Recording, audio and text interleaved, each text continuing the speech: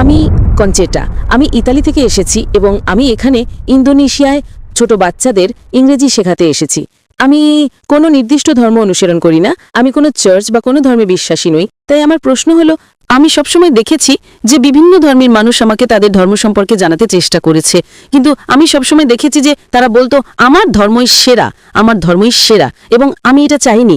তাই আমি কোনো ধর্ম অনুসরণ না করার সিদ্ধান্ত নিয়েছি, কারণ আমি বিশ্বাস করি যে ধর্ম ছাড়াও আমি একজন ভালো মানুষ হতে পারি। আমার শৃঙ্খলা আছে, আমি অন্যের ভালো করতে পারি, কারোর ক্ষতি না করে একটা সুন্দর জীবনযাপন করতে পারি, কোনো কঠোর নিয়ম না মেনে। বোন, আপনি ইংরেজি ভাষার শিক্ষিকা, তাই না? শুধু এখানে ইন্দোনেশিয়া একটা অভিজ্ঞতার জন্য। ইন্দোনেশিয়ায় এখন আমি যখন ইংরেজি বর্ণমালা শিখেছি, আমি জানি তার ক্রম হলো ABCD। না না না না, BAZYD। আপনি কি এটা মানবেন? না। কেন? আপনি তো বলবেন আমি সঠিক। এটা ঠিক না ভুল?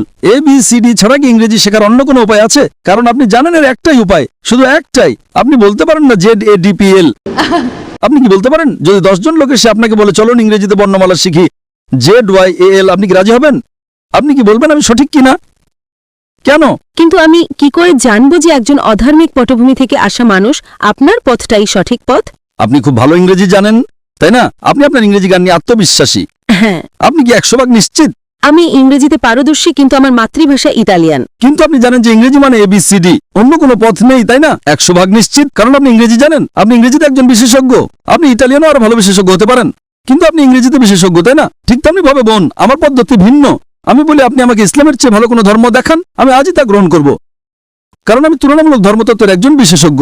আমি খ্রিস্টান ধর্ম, হিন্দু ধর্ম, বৌদ্ধ ধর্ম, ইসলাম, শিখ ধর্ম, পার্সি ধর্ম এবং আরো অনেক ধর্ম নিয়ে পড়াশোনা করেছি। তাই এখন আমি তুলনামূলক ধর্মতত্ত্বের একজন বিশেষজ্ঞ।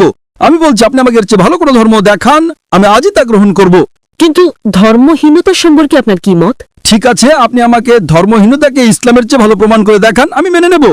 যে কোনো কিছু। আপনি নাস্তিকতাকে ইসলামের চেয়ে ভালো দেখান, আমি মেনে নেব। কমিউনিজম, সমাজতন্ত্র, যা খুশি ইসলামের চেয়ে ভালো প্রমাণ করুন, আমি গ্রহণ করব। যে কোনো কিছু, রাজনীতি বা অরাজনীতিক, আমাকে এর চেয়ে ভালো কিছু দেখান। কোরআনের চেয়ে ভালো কোনো নির্দেশনা গ্রন্থ, আমি তা গ্রহণ করব। না, পলিটিক্স নয়, যে কোনো কিছু, রাজনীতি হোক বা না হোক, আমাকে এর চেয়ে ভালো কিছু দেখান। কোরআনের চেয়ে ভালো কোনো পথ প্রদর্শক গ্রন্থ দেখান, আমি তা গ্রহণ করব। আমি অন্যদের মতো নই, আমি ভিন্ন, কারণ আমি তুলনামূলক ধর্মতত্ত্বের একজন বিশেষজ্ঞ। আপনি কি আমার কথা বুঝতে পারছেন বোন? আপনি শুধু ইংরেজি এবং ইটালিয়ান ভাষায় বিশেষজ্ঞ, আর আমি তুলনামূলক ধর্মতত্ত্বে বিশেষজ্ঞ। এটা আমার বিশেষজ্ঞত্ব। তাহলে আমার কি এটা বলার অধিকার আছে কিনা? কিন্তু ধর্ম ছাড়া একটা জীবন সম্পর্কে আপনার কি মত? হ্যাঁ, আমি জানি এটা একটা বিতর্কিত প্রশ্ন, কিন্তু আমি জানতে চাই। আমি আমার জীবনকে এইভাবেই দেখি। ধর্ম ছাড়া জীবন হলো রাডার ছাড়া সমুদ্রে পাড়ি দেওয়া। আপনি জানেন, আপনি রাডার ছাড়া সমুদ্রে নৌকা চালাচ্ছেন, কোনো জিপিএস নেই, স্যাটেলাইট নেই, আর আপনি নৌকা নিয়ে বসে চলেছেন যে কোনো দিকে। আপনি উত্তরটা পেয়েছেন? আমি বুঝতে পারছি। হ্যাঁ, আপনি বুঝতে পারছেন। তাই এখন আপনাকে আপনার রাডার বেছে নিতে হবে। আমাকে একটা ধর্ম বেছে নিতে হবে? আপনাকে বেস্ট পথ প্রদর্শক বেছে নিতে হবে। ধরেন আপনি অসুস্থ, আপনাকে ডাক্তারের কাছে যেতে হবে, তাই না? নাকি আপনি বলবেন না না, আমি নিজেই চিকিৎসা শিখে নেব? আপনি কি তা করতে পারবেন? হ্যাঁ, আপনি গুগল করে কিছু উত্তর পেতে পারেন, কিন্তু সব উত্তর কি পাবেন? Chat GPT? চ্যাট জিপিটি কি আপনার অপারেশন করবে? যদি আপনি চ্যাট জিপিটিকে জিজ্ঞেস করেন আপনার হার্টের সমস্যা হয়, না না না না, সে উত্তর দেবে একজন ডক্টরের কাছে যান। চ্যাট জিপিটিকে জিজ্ঞেস করেন কোন ধর্ম সবচেয়ে বৈধ যুক্তিকার বৈজ্ঞানিক, এখানে উত্তর আছে। আপনি কি চ্যাট জিপিটিতে বিশ্বাস করেন? আপনি আটকে গেছেন বোন। তাই আমি বলছি এটা আমার এক্সপার্টিজ এরিয়া। আপনার মতো মানুষের সাথে কথা বলে আমার বিশেষজ্ঞত্ব। এটা আমার বিশেষজ্ঞত্ব। আপনি অসুস্থ হলে ডক্টরের কাছে যান, তাই তো? আমি তো নিজেকে অসুস্থ মনে করি না। আমি বলছি না যে আপনি অসুস্থ। না, মানে আমি মনে করি না যে আমি রাডার হারিয়ে ফেলেছি। আমি মনে করি না যে এখন আমার কোনো রাডারের প্রয়োজন আছে। তাই আপনি অসুস্থ হলে ডাক্তারের কাছে যান না, তাই তো? অবশ্যই যাই।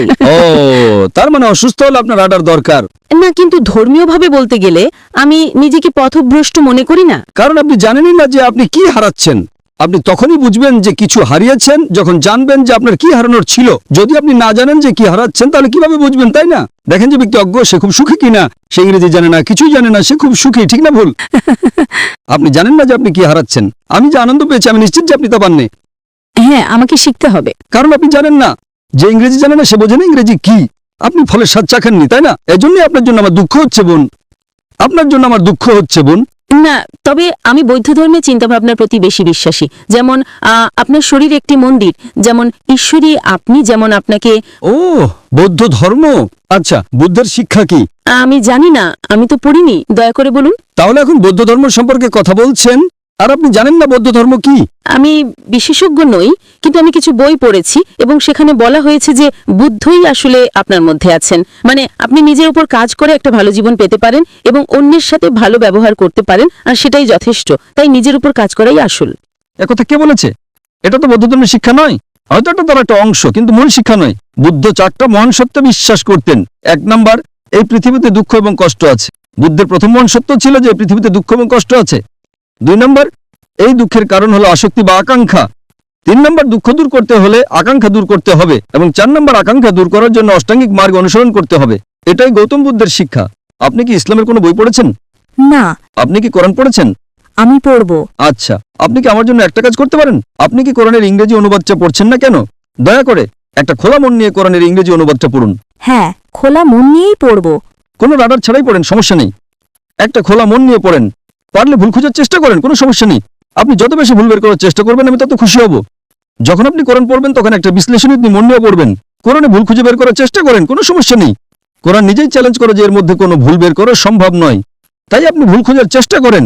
হয়তো আপনার কিছু ভুল মনে হতে পারে, তখন আপনি আমাকে জিজ্ঞেস করতে পারেন, আর আমি আপনাকে বলবো সেটা ভুল কিনা। কারণ এটাই আমার এক্সপার্টিজের জায়গা। তাই আপনি যে ভাষায় বোঝেন সেই ভাষায় কোরআন পড়ুন, ইতালীয় বা ইংরেজি। ইংরেজি ভালো হবে।